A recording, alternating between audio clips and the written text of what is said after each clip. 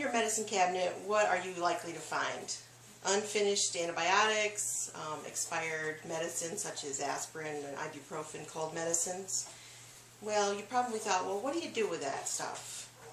Well, based on my findings from research done by various news organizations and Utah State University Cooperative Extension, as well as some clean water advocate groups, I learned that there are well-known contaminants of water such as lead, PCBs, and pesticides. Over the next few minutes, I'm going to tell you about another concern that we have for our water, and that is pharmaceuticals in our water. There have been some studies recently that have shown that, for instance, 24 cities in the United States, major cities, have shown to have low levels of pharmaceuticals in the water, and that was done by the Associated Press report. When you go and get a glass of water from the sink, do you stop and think, well, where did this come from? And most people probably don't, but especially in the cities, they just turn their water faucet on, there it is. Well, my daughter was part of a group of students from up here in Sydney and students down in a charter school in New York City that spent 3 weeks documenting the New York City water system, which starts in the Adirondacks and reservoirs and travels on down to New York City. It was a very, very good experience for them. So another study that I found by Utah State showed that 90% of the medications that we take in are not even absorbed by our bodies. They're excreted. And because of that, that goes into the water system. You take it in and you only use 10% of your medication and the rest of it's gone.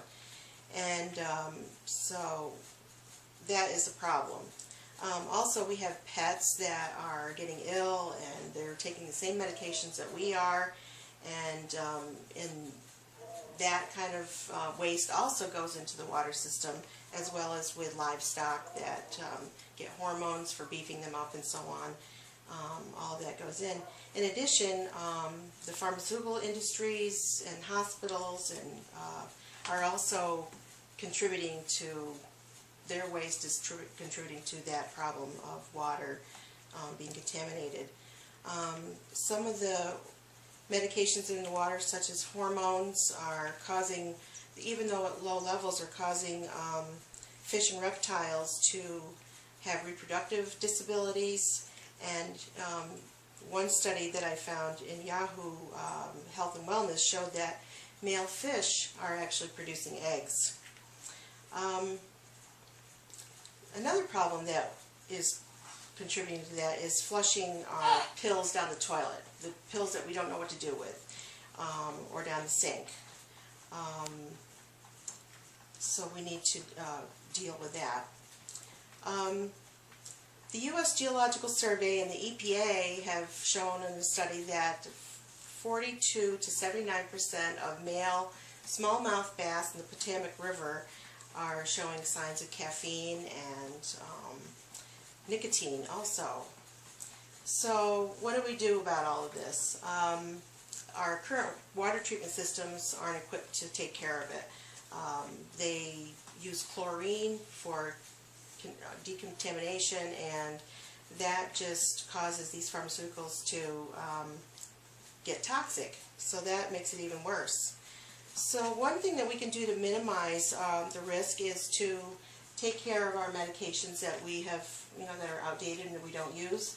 And a couple of the sources that I read said that you just take the pills and you crush them or dissolve them and you mix them with sand or kitty litter or even coffee grounds, which deter kids and pets from ingesting, because they're just not going to taste good. So that's a good thing. And then you just keep them sealed up and throw them in the trash, and they're safe. So to wrap things up, we talked about the fact that there are contaminants in our water, you know, from the past, which are pesticides and lead and PCBs, but we also have these pharmaceuticals too now. And the one I told you about how they get in the water, and also that the water treatment facilities are ineffective at getting them out, and also how to minimize our role in putting them in the water. So it doesn't really matter where we live, whether the city or the country, we still are at risk of contaminated water. So it's, you know, it's good what the kids did to go on that hike to, you know, to show awareness of our environment and to help to make our world a better place so that we can, you know, have a great world for future generations. Thank you.